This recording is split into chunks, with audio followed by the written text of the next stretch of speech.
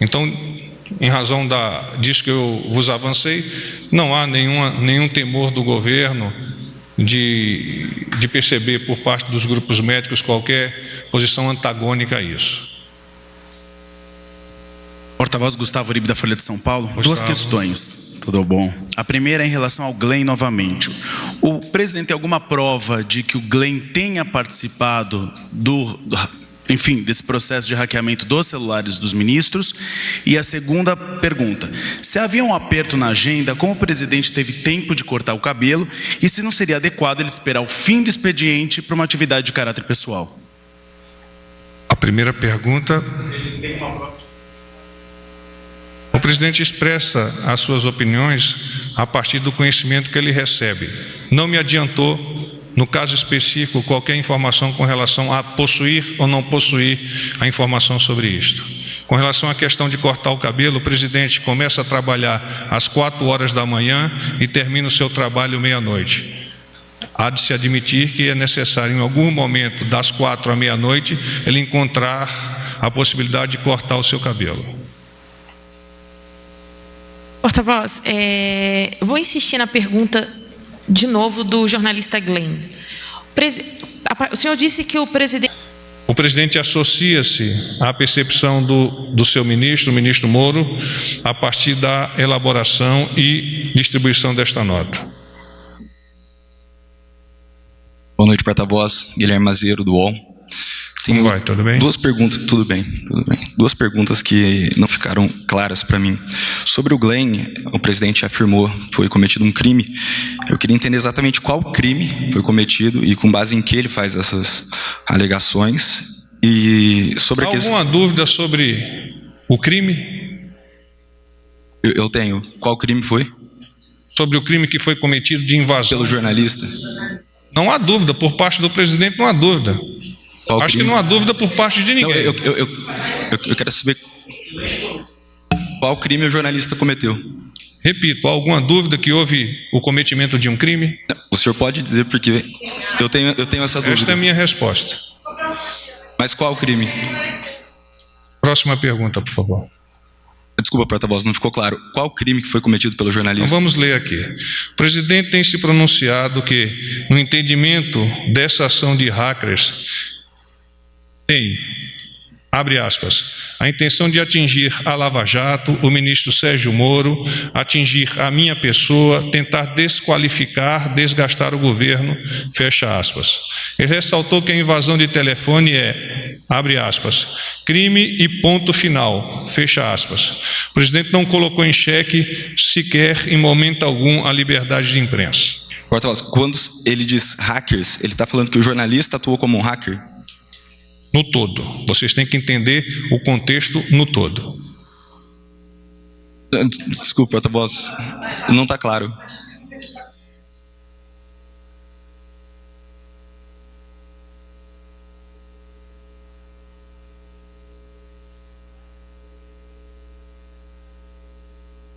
A percepção pessoal do presidente é esta que eu acabei de anunciar. Como eu disse, é a percepção do senhor presidente. Boa tarde, porta-voz. Carla Araújo, do Valor. Tudo bom, Carla?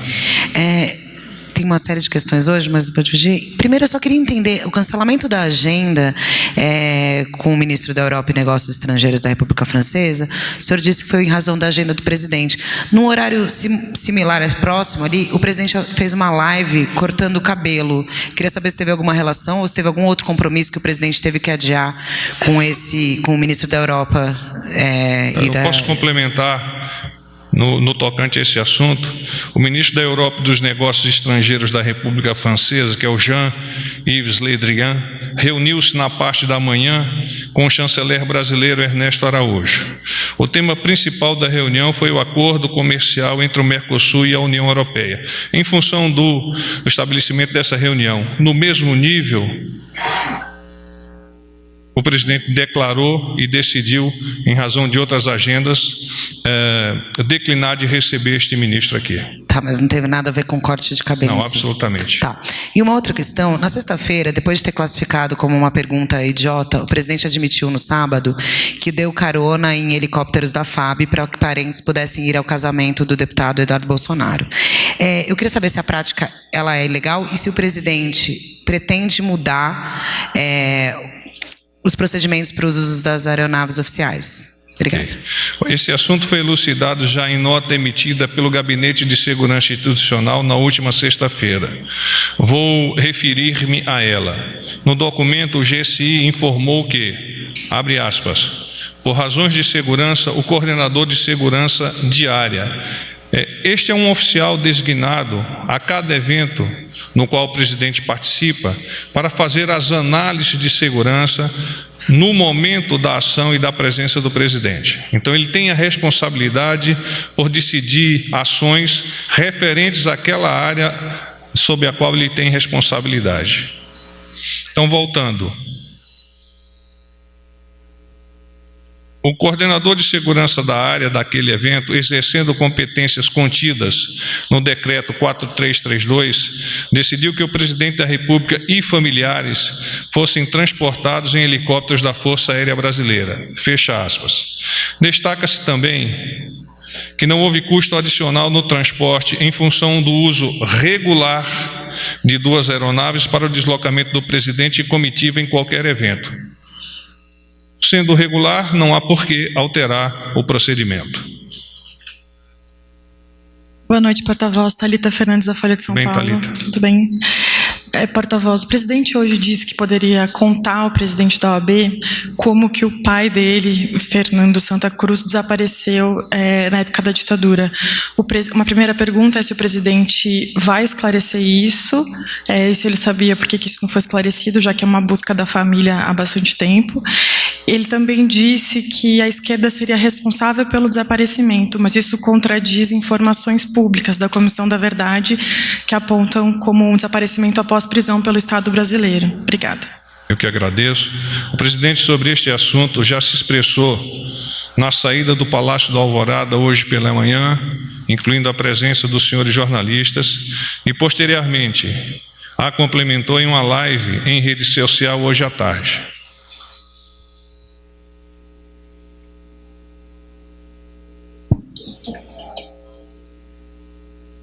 Não, a posição do presidente é esta que eu acabei de ler.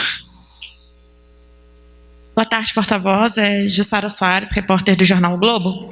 Porta-voz, eu queria insistir na pergunta aqui da minha colega sobre o cancelamento com o ministro. O senhor fala que há problemas de agenda, mas que outra agenda ele tinha nesse momento? Queria saber se eu poderia me esclarecer.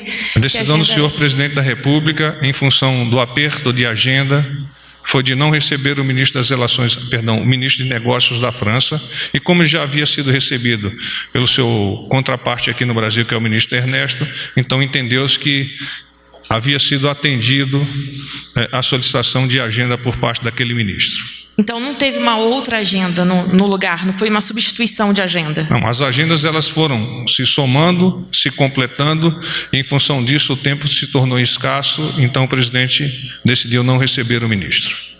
Porta-voz, eu tenho outro tema.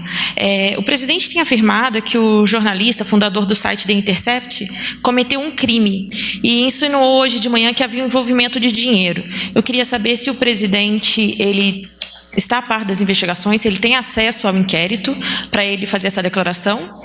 E ele também declarou no final de semana que ele não pode, na verdade essa declaração foi hoje, que ele não pode se escudar por ser jornalista. E no final de semana disse que ele poderia pegar uma cana. Então, a partir disso, eu tenho outras questões para o senhor. Essas declarações, elas não atentam contra a liberdade de imprensa e ao direito constitucional de que assegura o direito de sigilo da fonte? O presidente tem se pronunciado no entendimento dele, pessoal, com relação a essa ação de hackers. Abre aspas. A intenção de atingir a Lava Jato, o ministro Sérgio Moro, atingir a minha pessoa, tentar desqualificar e desgastar o governo. Fecha aspas. Essa é a posição do presidente em relação a tudo isso que está ocorrendo no entorno desse caso que você foi citado. Ele ressaltou ainda que a invasão de telefone, abre aspas, é crime e ponto final. Fecha aspas. O presidente não colocou em xeque, em momento nenhum, a necessidade de liberdade de imprensa com a qual ele se associa em totum. Boa noite, porta-voz. Matheus, da TV Globo. A minha pergunta, boa noite, é sobre a portaria 666 do Ministério da Justiça, que foi editada na sexta passada. A oposição deve voltar já falando sobre suspensão do texto, dizendo que seria uma ameaça velada ao jornalista Glenn Greenwald e propondo que essa portaria seja anulada. Gostaria de saber se o Planalto teme a derrubada da portaria, se há discussão talvez de enviar isso como projeto de lei ou de pedir à base que faça esse contradiscurso no Congresso, enfim. As análises técnicas para a apresentação deste fato que você nos comenta foram do Ministério da Justiça e Segurança Pública. O presidente, ele não se coloca em contra eventuais modificações ou outras indicações do Congresso, porque reconhece a importância da independência dos três poderes. André de Souza, do Jornal o Globo. Tudo bem, André? Tudo. Não, minha pergunta é sobre o caso que ocorreu no Amapá, do índio que morreu, que os relatos dos índios lá são no sentido de que ele foi morto por garimpeiros invasores.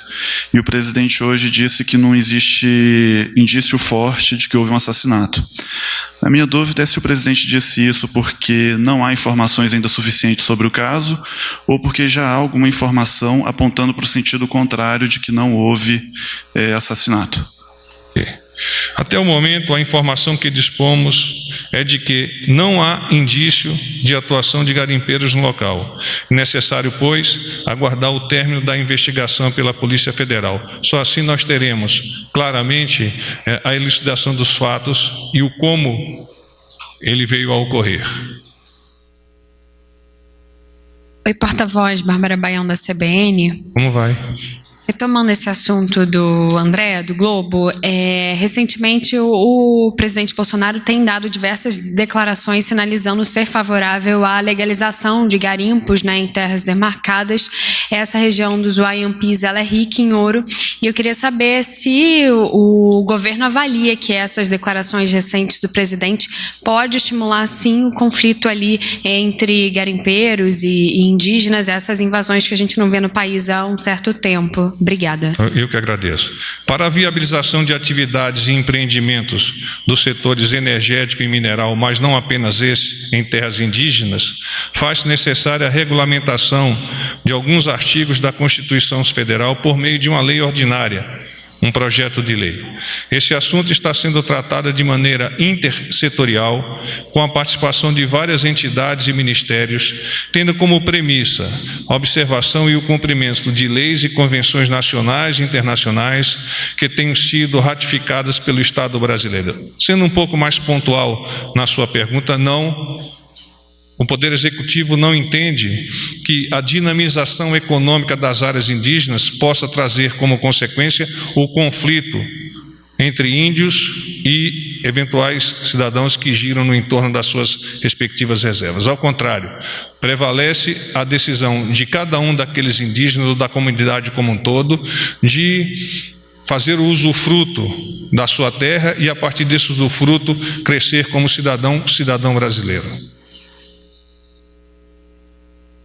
Boa noite, porta-voz. Fábio Murakawa. Tudo bem, Murakawa? Tudo bem. Porta-voz, ainda sobre essa declaração do presidente a respeito do pai do presidente da OAB, só uma informação agora que eu vi no Jornal o Globo, que tem um relatório da Aeronáutica, RPB 655, do Comando Costeiro da Aeronáutica, que diz que o pai do presidente da OAB foi preso em 22 de fevereiro de 74 por forças do Estado e que ele estava em poder do Estado quando foi morto. O presidente diz que insinua, né, que teria sido um justiçamento da esquerda. Ainda que esse justiçamento tenha ocorrido, a mãe desse desaparecido político morreu com 105 anos de idade, sem saber o destino do filho, do corpo do filho. Então, eu queria saber se essa declaração do presidente, esse tipo de declaração, não é um desrespeito à mãe de desaparecidos políticos e se o presidente pretende se retratar. Obrigado. O senhor presidente, como dito há pouco, ele sobre esse assunto pronunciou-se na saída do Alvorada e na própria live. Se você observar na live, ele explicita um pouco mais profundamente por que ele fez essa declaração. Boa noite, porta-voz Júlia Lindner, do Estadão. Tudo bom, Júlia? Tudo bem. A Comissão de Desaparecidos Políticos, ela deve reconhecer em agosto o Fernando Santa Cruz como um desaparecido, vai emitir um atestado de óbito e o Estado deve pedir desculpa nessa ocasião, né, junto a outros desaparecidos políticos. Eu queria saber se isso faria o presidente mudar o posicionamento, se ele também pediria desculpa caso haja essa formalização, já que é um órgão vinculado ao ministério da ministra Damares. O Ministério, inclusive, emitiu ou emitirá uma nota com relação a isso. Melhor, então, direcionar essa atividade. Com relação ao posicionamento do senhor presidente, eu retomo as minhas palavras e abdico até de repeti-la. Eu também queria saber o que o governo vai fazer em relação ao que aconteceu no presídio de Altamira, se tem alguma outra medida prevista? Temos sim, deixa eu pegar o meu Cabral. Sabe o que é Cabral? O pessoal que estava aqui da última vez aprendeu o que é Cabral. Ela não estava aqui da última vez, né? Depois eu explico. Briga de facções em presídio da Altamira, Paraná. Então, em resposta, o Ministério da Justiça e da Segurança Pública divulgou, agora à tarde, uma nota à imprensa com o seguinte teor. O Ministério da Justiça e Segurança Pública disponibilizou vagas no Sistema Penitenciário Federal para transferência e isolamento das lideranças criminosas envolvidas na rebelião que aconteceu na manhã desta segunda-feira, 29, no Centro de Recuperação Regional de Altamira, Pará, e deixou mais de 50 mortos. O ministro Sérgio Moro lamentou as mortes e determinou a intensificação das ações de inteligência e que a Força Nacional fique de prontidão. O ministro da Justiça acompanha de perto a situação e conversou com o governador do Pará, Helder Barbalho, ainda na manhã desta segunda. No início da tarde, foi realizada uma reunião de emergência para tratar do assunto com o secretário nacional de Segurança Pública adjunto, Freiberg Rubem do Nascimento, secretário adjunto da Segurança de Operações Integradas, José Washington Luiz Santos, o diretor-geral da Polícia Federal, Maurício Valeixo, o diretor-geral da Polícia Rodoviária Federal, Adriano Furtado, e diretor-geral do Departamento Penitenciário Nacional, Fabiano Bordignon. O presidente associa-se à percepção do seu ministro, o ministro Moro, a partir da elaboração e distribuição desta nota. Boa noite, porta-voz. Guilherme Mazeiro, do UOL. Como vai? Tudo bem? Duas perguntas, tudo bem. Duas perguntas que não ficaram claras para mim. Sobre o Glenn, o presidente afirmou que foi cometido um crime.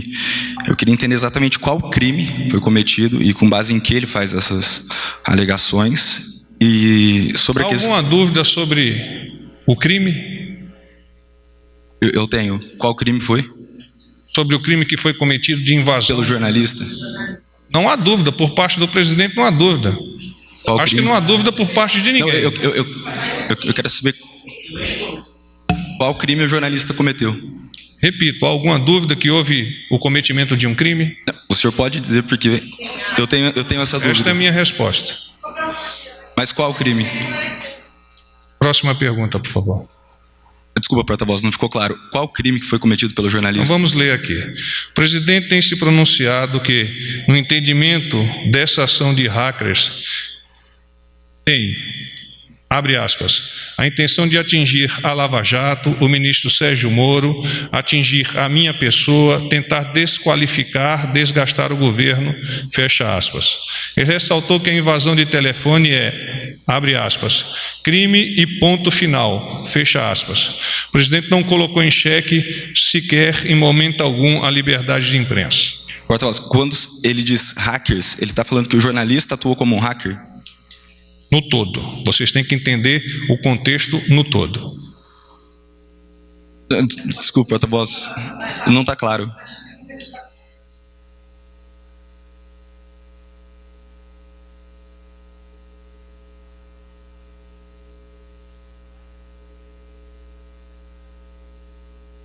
A percepção pessoal do presidente é esta que eu acabei de anunciar. Como eu disse, é a percepção do senhor presidente. Tá. Outro ponto que não ficou claro, sobre a questão da OAB, na live, à tarde, o presidente disse que não foram os militares que mataram o pai do presidente. Eu quero saber com base em que o presidente diz isso, se ele tem alguma garantia de que não foram os militares que mataram, se ele consegue refutar como ele disse essa na hipótese. live, ele fez contato com algumas pessoas na ocasião, conheceu do tema na ocasião e foi a partir desse contato que ele expressou a sua opinião.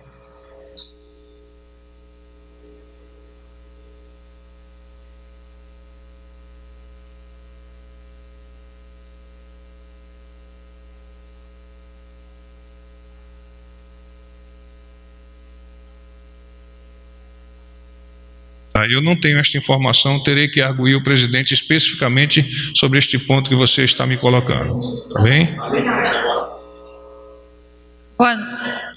Boa noite, porta-voz, é Luciana Verdolin, da Jovem Pan. Luciana, tá bem. Tudo jóia.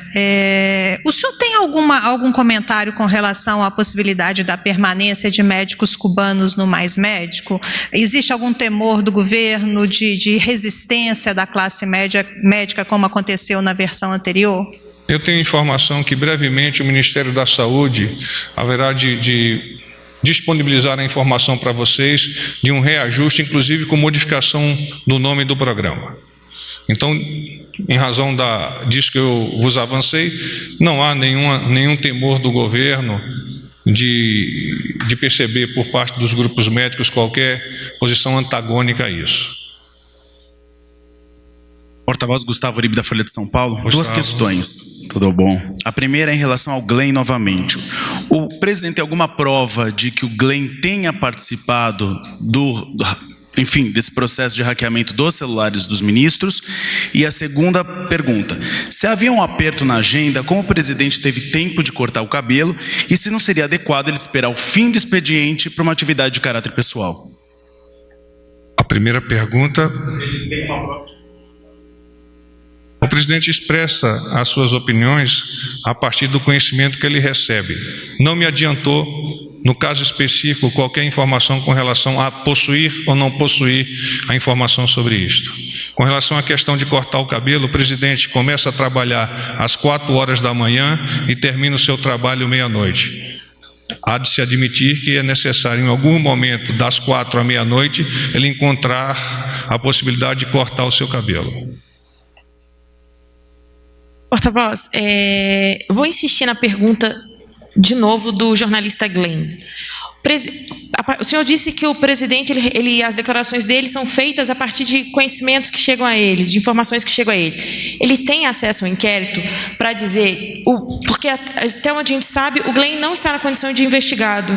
Como ele pode ter... O presidente não me comentou isso. Como eu disse para a jornalista Thalita, procurarei obter dele a informação e passar para vocês. Tá. Eu não tenho este dado agora, Jossório. Agora, ainda em relação ao OAB, o presidente disse que o pai do presidente do OAB foi vítima de um justiçamento da esquerda. Se o presidente ele tem essas informações, por que ele não leva isso a público para contestar as informações hoje da Comissão da Verdade? Como nós dissemos, e eu não quero repetir, a posição do presidente em relação a isso já foi explicitada hoje de manhã, na saída do Alvorada e na live. Qualquer outras informações, posteriormente, se for necessário, nós iremos complementá-la, Jussara. Porta-voz, mais algumas questões também. O presidente tem repetido algumas vezes que ele precisa vencer a guerra da comunicação, mas em algumas declarações controversas que a gente tem observado, ele tem até faltado com a verdade, como essa de que não há fome no Brasil, por exemplo. O que ele quer dizer exatamente com essa guerra da comunicação. E aí, uma segunda questão. Hoje, na hora que ele estava cortando o cabelo na live, ele falou também do caso de um morador de rua que matou ontem 2 pessoas no Rio de Janeiro. E ele disse que não tinha ninguém armado para dar um tiro nele. Essa declaração, partindo por parte do presidente da República, de repente, eventualmente, a sociedade passar a fazer justiça ali com as próprias mãos, imaginando que alguém que pudesse estar armado matasse um morador de rua.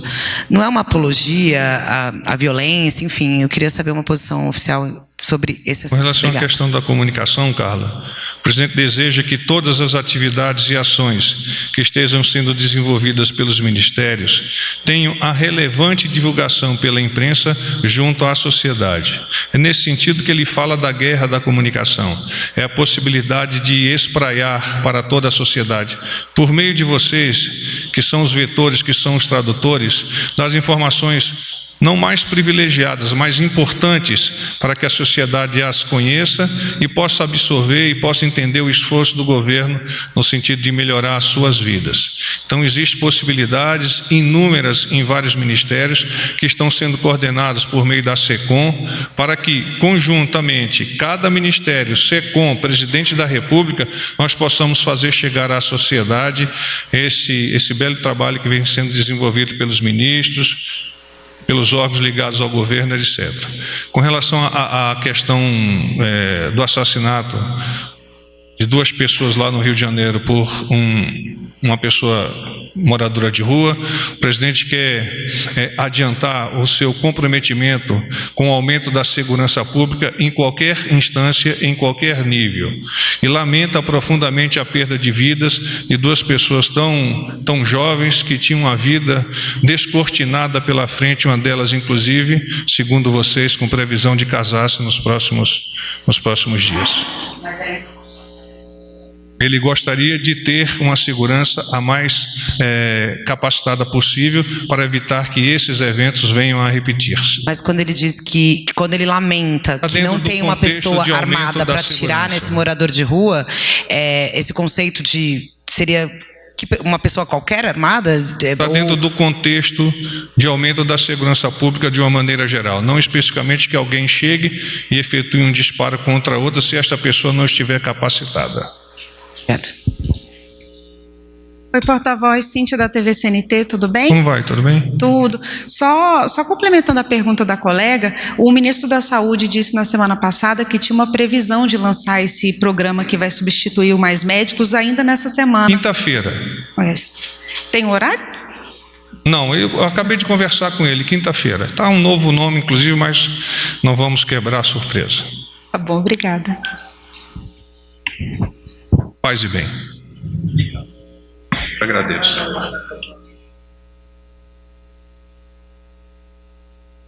Onyx Lorenzoni, ministro-chefe da Casa Civil da Presidência da República.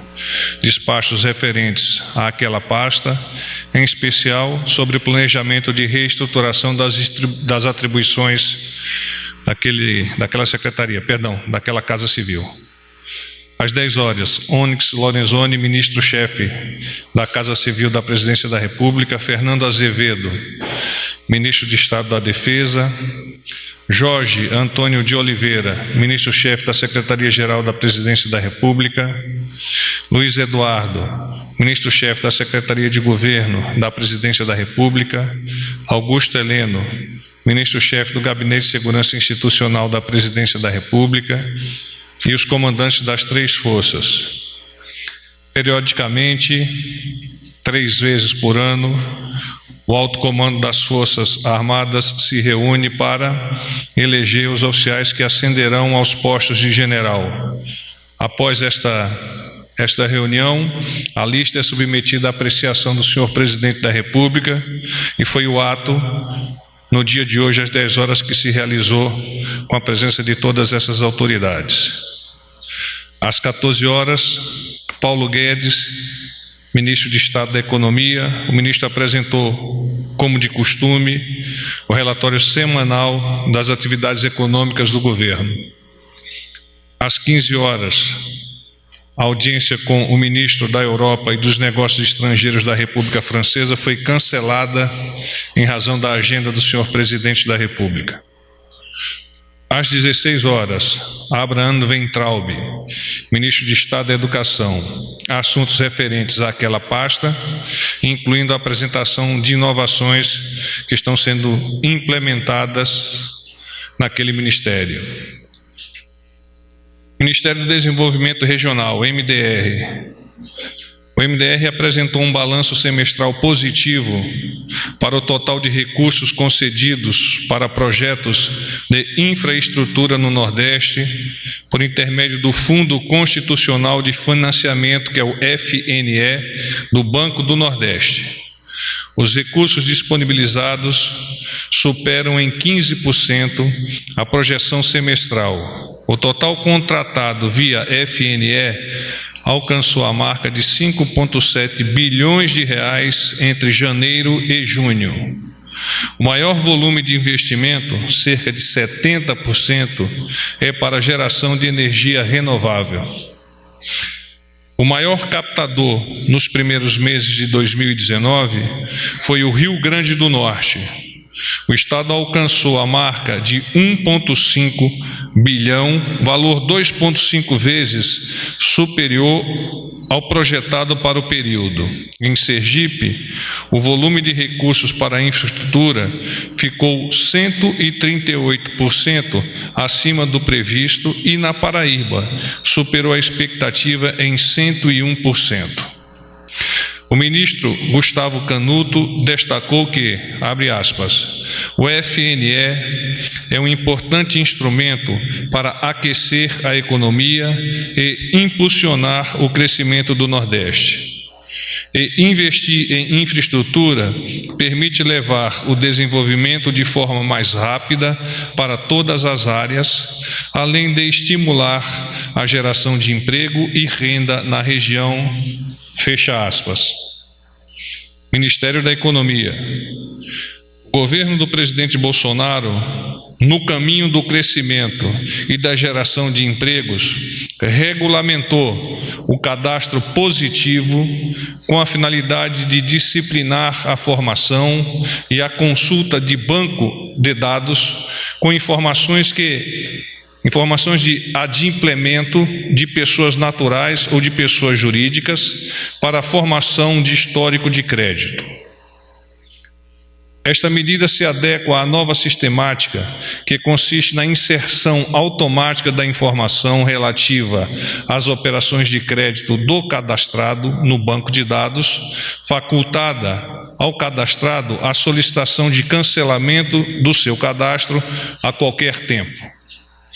Os principais benefícios ao bom pagador são a expectativa de expansão do crédito com menores taxas de juros e burocracia, o estímulo à competição entre os fornecedores de crédito e o aumento do incentivo à inclusão da população em geral no mercado de crédito. Coloco-me agora à disposição para outras perguntas.